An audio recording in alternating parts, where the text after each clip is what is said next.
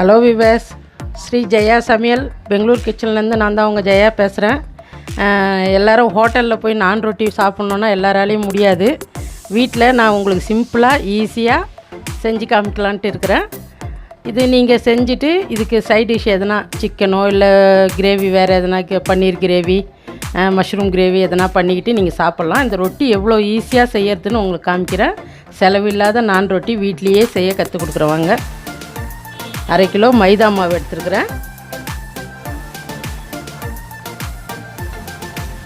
கொஞ்சம் அரிசி மாவு, நெய், புளிச்ச தயிர் கொஞ்சம் எடுத்துருக்குறேன். பாருங்கள், மாவு பிசையறதுக்கு காமிக்கிறேன். இந்த 1/2 கிலோ மாவுக்கு இந்த கரண்டியால் 2 ஸ்பூன் புளிச்ச தயிர் போடுறேன். ஏன்னா அவங்க ஹோட்டல்லலாம் என்னென்னமோ கலப்பாங்க, ஈஸ்ட்டு அது இதுன்ட்டுன்னு நிறையா சோடா பவுட்ரு அதெல்லாம் கலப்பாங்க. நான் அதெல்லாம் எதுவும் மிக்ஸ் பண்ணல. பாருங்கள், வெறும் தயிர், வீட்டில் இருக்கிற தயிர், சால்ட்டு. இது மைதா மாவு உப்பு தாங்காது, ரொம்ப ஜாஸ்தி போடாதீங்க, திட்டமாக போட்டுங்க. ஏன்னா சைட் டிஷ் வேறு நம்ம ரொட்டிக்கு தொட்டுக்கோம் இல்லைங்களா, எப்போயும் ரொட்டிக்கு கொஞ்சம் கம்மியாகவே இருக்கட்டும் உப்பு. அவ்வளோதான். இதை நல்லா பிசைஞ்சிக்கணும். இதுக்கு எதுவும் நெய் எதுவும் கலக்கலை, நான் வெறும் தயிர், சால்ட்டு, மாவு. ஃபஸ்ட்டு இது நல்லா பிசைஞ்சிங்க, எல்லா பக்கமும் இதுவாக வர மாதிரி தயிர்.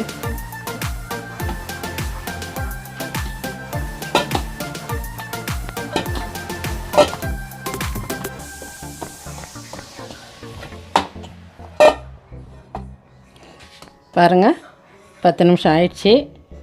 மாவு பாருங்கள், நான் எண்ணெய்லாம் ஒன்றுமே போடல. பாருங்கள், மாவுலேயும் இல்லை. பாருங்கள், எண்ணெய்லாம் வெறும் தயிர் போட்டு 10 நிமிஷம் தான் ஊற வச்சேன்.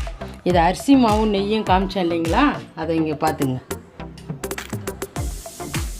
அரிசி மாவில் நெய் கலந்துங்க ஸ்பூனு.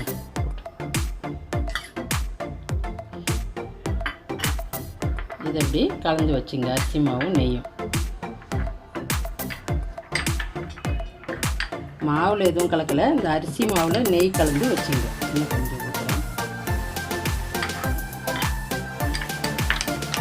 பேஸ்ட் மாதிரி, அரிசி மாவில் நெய் கலந்து பேஸ்ட் மாதிரி பண்ணிக்கணும். ஏன்னா இதில் வேறு எதுவும் ஈஸ்ட்டு சோடா மாவு எதுவும் போடல நான். ஆனால் இந்த ரொட்டி நல்லா வரும். இதே மாடலில் நீங்களும் செஞ்சு பாருங்கள்.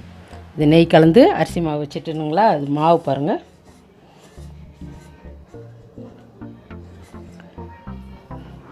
பூரி மாவு மாதிரி ஒரு சின்னதாக ஒரு எடுத்துங்க போதும். இது உருட்டுறதுக்கு மாவு எடுத்து வச்சுருக்குறேன். ஒரே சைஸாக எடுங்க. பாருங்கள், ஒரு நான் ரொட்டிக்கு 2 உருண்டை வேணும். இந்த மாதிரி இப்போ நான் 10 செஞ்சு வச்சுருக்கிறேன், 5 ரொட்டி பண்ணி காமிக்கிறதுக்காக. இப்போ செய்கிறேன் பார்த்துங்க. மாவு தொட்டுட்டு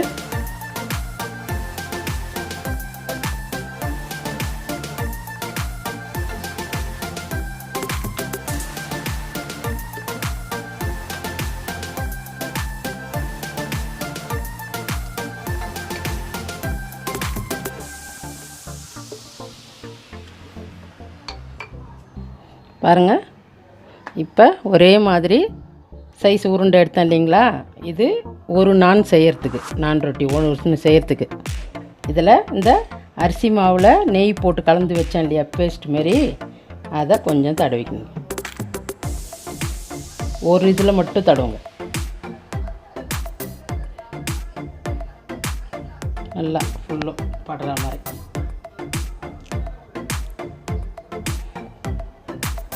இந்த பேஸ்ட் ஒன்றுத்தில் மட்டும் தடவிக்கிங்க. அது மேலே இதை வைங்க, வச்சு இதை நல்லா சமமாக பண்ணிங்க. பாருங்கள், இப்போ ரவுண்டாக வந்துடுச்சு அழகாக. 2 ஒட்டின்னு இருக்குது. நடுவில் அரிசி மாவு நெய் கலந்தது தடவிக்கிற பேஸ்ட்டு. இப்போ இதை உருட்டுறேன் பாருங்கள்.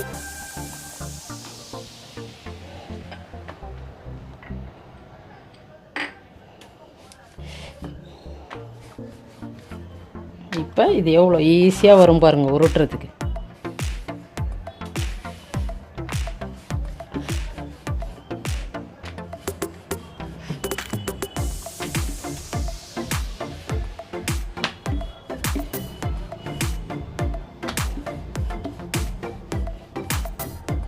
நல்லா சைட்லலாம் மெலிசாக உருட்டி விடுங்க.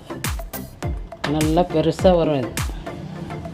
நம்ம எவ்வளோக்கு எவ்வளோ நைஸாக உருட்டுறோமோ அவ்வளோக்கு எவ்வளோ ரொட்டி சூப்பராக வரும்.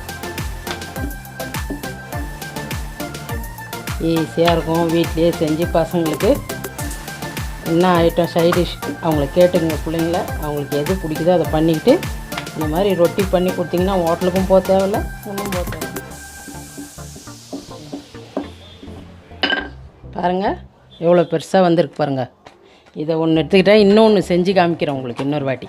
இதை இப்போ இங்கே வைக்கிறேன் பாருங்கள். இதேமாரி 2 உருண்டை ஃபஸ்ட்டு சின்ன சின்னதாக உள்ளங்கை அளவுக்கு ரெடி பண்ணிங்க. 1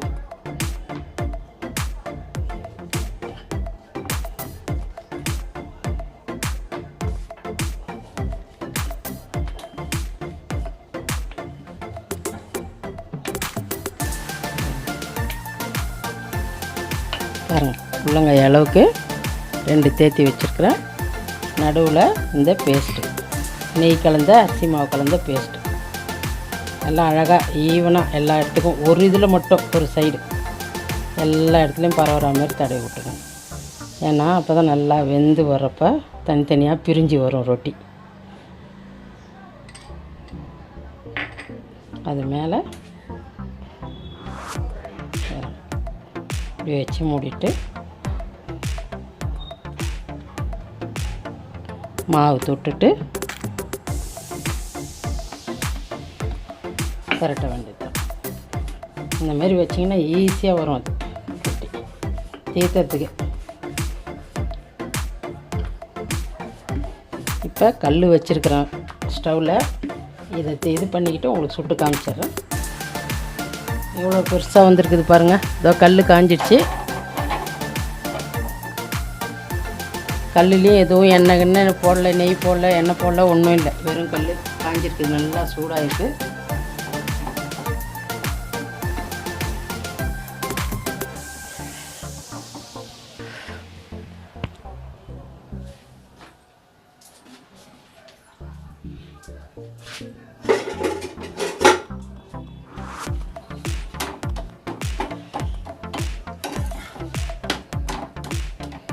பாருங்கள் எவ்வளோ அழகாக வருது பாருங்கள் ரொட்டி. சூப்பர். நான் ரொட்டி ரெடி. இந்த மாதிரி செஞ்சு கொடுங்க. எதுக்கு ஹோட்டலுக்கெல்லாம் போகிறீங்க? வீட்டிலே இன்னொரு டைம் இதுக்கு தகுந்த கிரேவி ஒன்று போட்டு விட்றேன். சிக்கன் இப்போ புரட்டாசி மாதம் நடக்குது, அதனால் எதுவும் நான்வெஜ்லாம் செய்ய முடியாது. நான் இதில் மஷ்ரூமில் செஞ்சு காட்டுறேன், பன்னீரில் செஞ்சு காட்டுறேன்.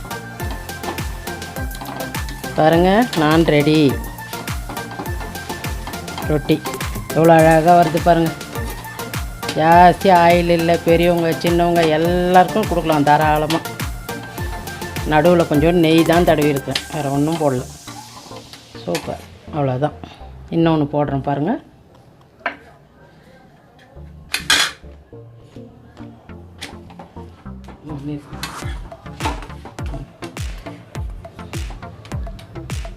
பாருங்கள் நான் ரொட்டி ரெடி ஆயிடுச்சு. சூப்பராக வெந்துடுச்சு. உள்ளேயும் வெந்திருக்கும் பாருங்கள். நான் இப்போ காமிச்சு கொடுக்குறேன் பாருங்கள். இந்த மாதிரி பாருங்கள். அது 2 ஒட்டணும் இல்லைங்களா? பாருங்கள் எவ்வளோ அழகாக பொசன்னு வெந்திருக்குது. கொஞ்சம் கூட ஆயிலெலாம் எதுவும் இல்லை. நல்லாயிருக்கும் டேஸ்ட்டு. பெரியவங்க சின்னவங்க யார் வேணாலும் கொடுக்கலாம், சாப்பிட்லாம். பாருங்கள் பிரிஞ்சு வரும் பாருங்கள். இந்த மாதிரி இதுக்கு நீங்கள் எதனா கறி செஞ்சு வச்சுட்டு சாப்பிட்டிங்கன்னா சூப்பராக இருக்கும். இதே மாதிரியே நான் சொன்ன மாடல்லே நான் ரொட்டி செஞ்சு பார்த்துட்டு லைக் பண்ணுங்கள், ஷேர் பண்ணுங்கள், சப்ஸ்கிரைப் பண்ணுங்கள்.